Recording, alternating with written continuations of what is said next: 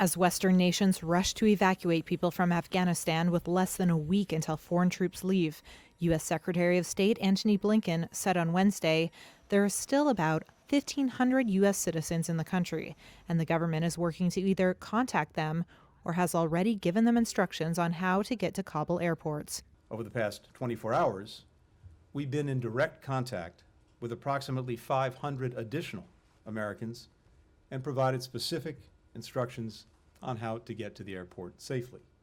For the remaining roughly 1,000 contacts that we had, who may be Americans seeking to leave Afghanistan, we're aggressively reaching out to them multiple times a day through multiple channels of communication.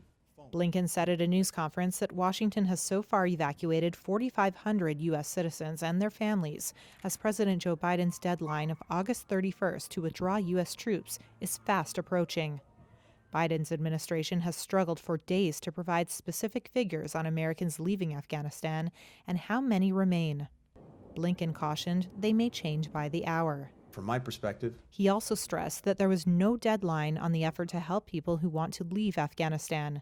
We will use every diplomatic, economic assistance tool at our disposal, working hand in hand with the international community.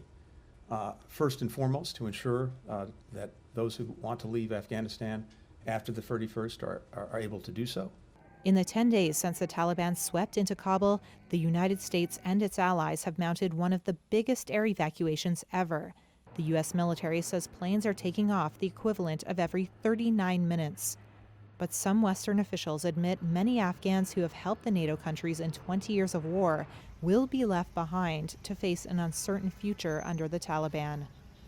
We're operating in a hostile environment in a city and country now controlled by the Taliban, with the very real possibility of an ISIS-K attack. President Joe Biden was briefed on Wednesday on contingency plans for the Afghanistan evacuation, as well as the threat from the ISIS-K militant group, according to the White House. Britain's Foreign Office on Wednesday said in a statement that there was a high threat of a terrorist attack.